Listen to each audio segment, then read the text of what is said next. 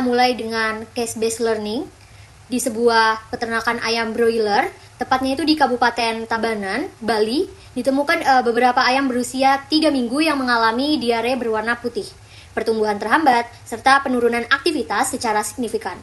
Peternak mencurigai adanya infeksi bakteri penyebab kolibasilosis. Untuk memastikan dugaan tersebut, maka sampel feses dari ayam yang menunjukkan gejala tersebut diambil dan akan dilakukan isolasi bakteri di laboratorium. Sebagai persiapan, maka dari itu mahasiswa diwajibkan menyiapkan media kultur serta seluruh peralatan laboratorium yang diperlukan dengan kondisi lengkap dan juga steril.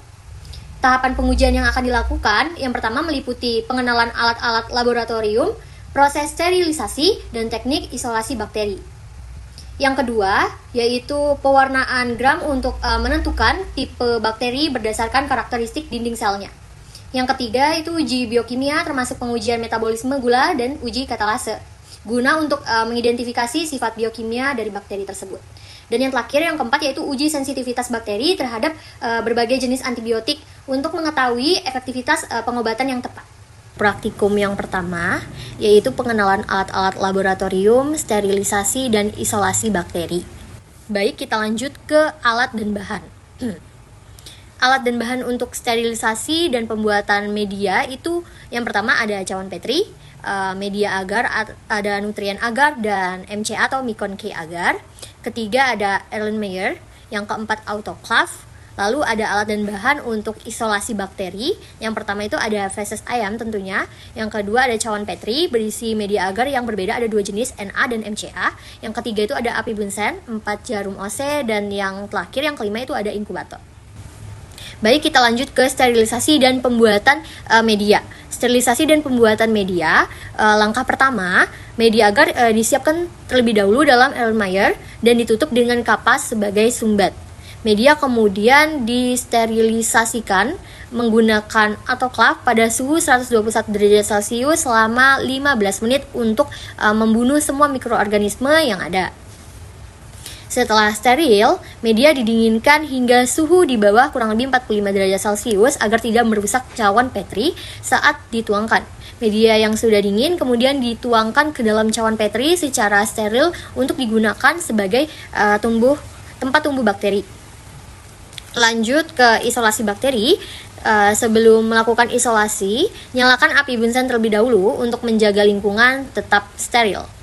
Gunakan sarung tangan dan hand sanitizer untuk kebersihan tangan. Lalu ambil sampel feses ayam dan oleskan pada media agar yang sudah dibagi menjadi 4 kuadrat, itu menggunakan cotton bud. Sterilkan jarum OC juga dengan api bunsen lalu dinginkan agar tidak membunuh bakteri saat inokulasi. Saat inokulasikan sampel harus menggunakan metode salah satunya strike plate secara zigzag dimulai dari kuadran pertama. Setelah selesai pada 1 kuadran, jarum OC disterilkan kembali sebelum melanjutkan ke kuadran kedua. Begitupun seterusnya dengan goresan yang makin jarang untuk mendapatkan koloni yang tumbuh terpisah. Pastikan goresan di kuadran keempat tidak menyentuh kuadran sebelumnya agar isolasi koloni murni dapat diperoleh. Nah, setelah inokulasi selesai, tutup dan balik cawan Petri, kemudian inkubasilah selama kurang lebih 24 jam atau hingga 48 jam sebelum mengamati pertumbuhan koloninya. Hasil dan pembahasan isolasi bakteri bisa dilihat pada PPT, pada nutrien agar atau NA, terjadi penumpukan koloni yang kemungkinan disebabkan oleh kontaminasi jumlah inokulum yang terlalu banyak tentunya dan teknik tracking yang kurang merata sehingga koloni terlihat tidak terisolasi dengan sangat baik.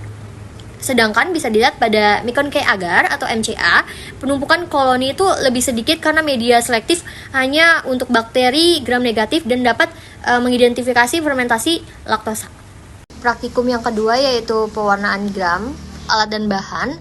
Alat dan bahan yang digunakan dalam pewarnaan gram ini, yang pertama itu ada glass object, yang kedua ada larutan, yang ketiga ada pewarnaan gram, yang keempat ada ocelot, yang kelima ada mikroskop, keenam bunsen, ketujuh isolat bakteri, dan ke-8 itu ada pipet. Pembuatan preparat, yang pertama itu lakukan inokulasi bakteri pada kaca objek terlebih dahulu. Kemudian fiksasikan preparat tersebut dengan sangat hati-hati agar bakteri melekat dengan baik.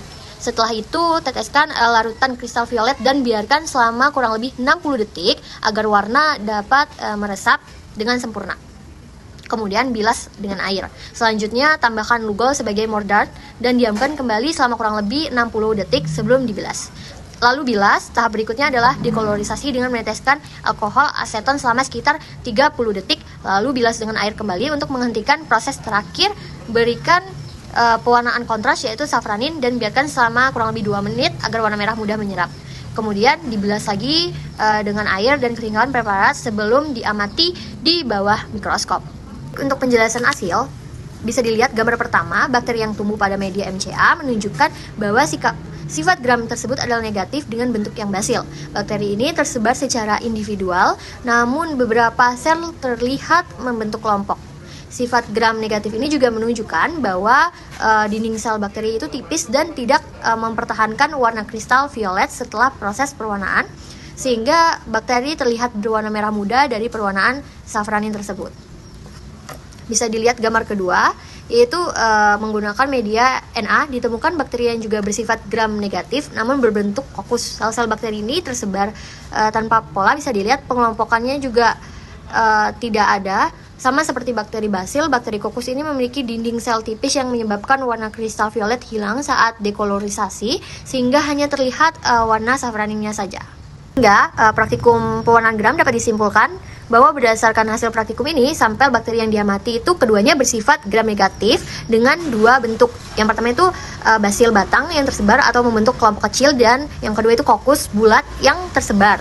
Sifat kedua gram negatif juga mengidentifikasi bahwa bakteri tersebut memiliki lapisan tridoglikan yang tipis pada dinding sel sehingga tidak mampu mempertahankan kompleks kristal violet iodin selama proses dekolorisasi. Akibatnya apa? Akibatnya bakteri menyerap pewarnaan tanding safranin dan tampak pewarnaan merah muda di bawah mikroskop. Praktikum yang ketiga adalah uji biokimia, gula-gula, dan uji katalase. Lanjut untuk alat dan bahan. Yang pertama itu ada objek gelas, kedua jarum OC, ketiga isolasi bakteri MCA, keempat api bunsen, lalu larutan H2O2 3%, ada tabung media, TSIA, SIM, MR, gula, FP, SCA, yang ketujuh inkubator, 8 objek gelas, 9 reagen methyl red, 10 reagen Covax, 11 reagen Voges Proscore. Untuk metode kerja yang pertama uji triple sugar iron atau TSIA. Pertama, OC jarum dipanaskan hingga steril dan dibiarkan dingin. Selanjutnya, biakan bakteri diambil menggunakan OC tersebut. Kemudian dilakukan penanaman dengan cara menusukkan OC secara tegak lurus ke dalam medium TSIA dan mengusap bagian miring media secara zigzag. Media kemudian diinkubasi pada suhu kurang lebih 37 derajat Celcius selama 1 malam atau 24 jam. Setelah inkubasi, hasil diamati dan dicatat untuk melihat perubahan warna media yang menunjukkan fermentasi gula dan produksi gas atau H2S. Yang kedua itu uji sulfide indole motility atau SIM. Langkah awalnya sama, yaitu memanaskan OC jarum hingga steril dan menunggu hingga dingin. Biarkan bakteri diambil dengan OC lalu ditanam dengan menusukkan secara tegak lurus ke dalam media SIM. Media juga diinkubasi selama 37 derajat Celcius selama 24 jam. Setelah inkubasi, hasil diamati untuk mendeteksi produksi indol. Lalu teteskan reagen Covax pada media dan amati perubahan warna. Motilitas juga dapat dilihat dari penyebaran pertumbuhan bakteri di dalam media. Yang ketiga itu ada uji methyl red Voges Proscore atau MRFP.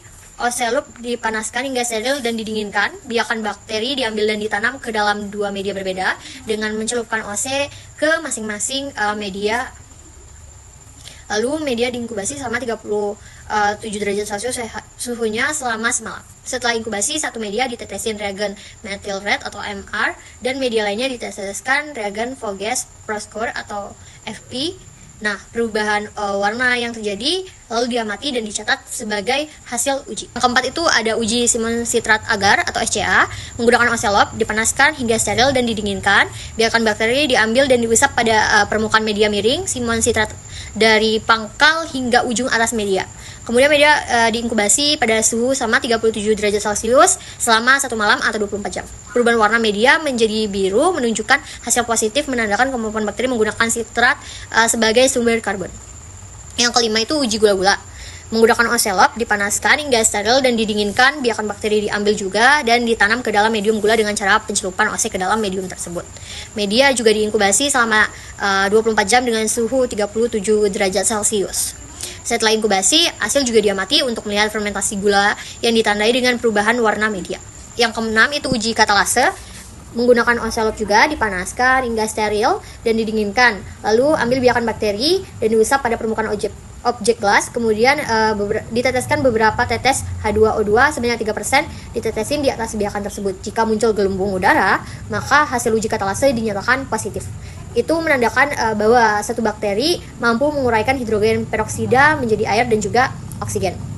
Sehingga dalam praktikum ini dapat disimpulkan bahwa triple sugar iron agar (TSIA), Simon citrat agar, sulfate indole motility atau SIM, methyl red gas precursor atau MRFP, uji katalase dan uji gula-gula.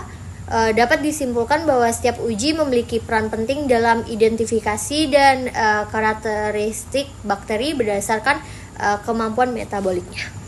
Praktikum keempat tentang uji sensitivitas bakteri terhadap antibiotik. Bahan yang digunakan bisa dilihat dari PPT untuk fungsi-fungsinya. Saya akan menyebutkan alat-alatnya, yaitu yang pertama medium Muller-Hinton agar atau MHH, yang kedua kultur murni biasanya menggunakan Staphylococcus, ketiga api bunsen, yang keempat cotton swab, yang kelima inkubator, dan yang keenam penggaris. Lanjut ke langkah kerja uji sensitivitas bakteri terhadap antibiotik. Menurut metode Kibir-Bauer. Pertama, persiapan media dan suspensi bakteri. Siapkan media Muller-Hinton agar MHH yang telah padat dan juga steril. Lalu gunakan suspensi bakteri yang telah disesuaikan dengan standar kekeruhan itu 0,5 mg Verlan. Lalu yang kedua itu pengambilan suspensi dengan swab steril. Biasanya celupkan swabnya steril itu ke dalam suspensi bakteri terlebih dahulu. Angkat swabnya dan tekan perlahan pada dinding tabung bagian dalam untuk menghilangkan kelebihan cairan sehingga inokulum tidak terlalu basah saat diaplikasikan ke media MHH-nya nanti. Yang ketiga itu inokulasi media dengan teknik zigzag, di mana swab tadi digoreskan secara merata pada permukaan media MHH dengan pola zigzag yang menyeluruh. Dilakukan itu sebanyak 2-3 kali dengan arah berbeda untuk memastikan penyebaran bakteri homogen dan merata di seluruh permukaan media MHH. Lalu yang keempat adalah pengiriman inokulum. Diamkan media yang telah diinokulasi selama sekitar kurang lebih itu 5 hingga 10 menit pada suhu ruang agar suspensi bakteri meresap dan permukaan media sedikit mengering. Langkah ini juga dapat mencegah cakram antibiotik meluncur saat ditempelkan dan membantu difusi antibiotik yang lebih optimal. Yang kelima itu penempatan cakram antibiotik. Tempatkan 5 cakram kertas disk berisi antibiotik, yaitu ada amoxicillin, ampicillin, kanamisin, sulfametaxol, dan bacitracin. Dan saat menempel itu jarak antara cakram dan dari tepi media itu minimal 2 cm untuk menghindari tumpang tindih zona hambat dan memudahkan interpretasi hasil nantinya. Yang keenam itu ada inkubasi. Inkubasi media itu selama 24 jam dengan suhu kurang lebih 37 derajat Celcius. Yang ketujuh itu pengukuran zona hambat atau disebut juga dengan killing zone. Yang kedelapan itu interpretasi hasil. Bandingkan diameter zona hambat yang telah diukur dengan standar interpretasi yang berlaku, yaitu menggunakan standar CLSI. Tentukan kategori kepekaan bakteri terhadap masing-masing antibiotik, apakah sensitif, intermediate, atau juga resistensi. Lalu yang terakhir adalah hasil dan pembahasan uji sensitivitas bakteri terhadap antibiotik. Dapat hasil bahwa amoxicillin diameternya 11 mm, zona hambatnya kecil, menunjukkan bahwa isolat ini bersifat resisten terhadap amoxicillin. Yang kedua itu ampicillin, diameter 14 mm, hasil dari zona hambatnya menunjukkan bahwa isolat bersifat intermediate terhadap ampicillin. Dalam praktikum ini telah dilakukan serangkaian pengujian untuk mengidentifikasi penyebab diare pada ayam broiler di peternakan Kabupaten Tabanan.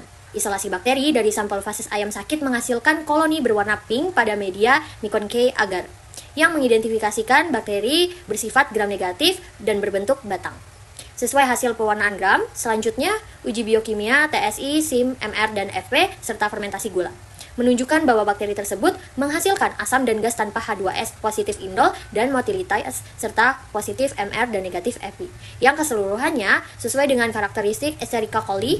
Berdasarkan hasil tersebut dapat disimpulkan bahwa penyebab diare dan gangguan pertumbuhan pada ayam broiler adalah E. coli, agen penyebab kolibasilosis. Uji sensitivitas antibiotik memberikan gambaran pola resistensi dan sensitivitas bakteri yang menjadi dasar pemilihan terapi antibiotik yang sangat tepat. Penanganan infeksi harus dilakukan secara terpadu dengan memberikan antibiotik sesuai hasil uji sensitivitas serta peningkatan manajemen sanitasi dan biosecurity di peternakan. Langkah ini penting untuk mencegah penyebaran infeksi dan mengurangi resiko resistensi antibiotik. Dengan identifikasi yang akurat dan terapi yang tepat, kasus diare akibat E. coli pada ayam broiler dapat diatasi secara optimal dan berkelanjutan.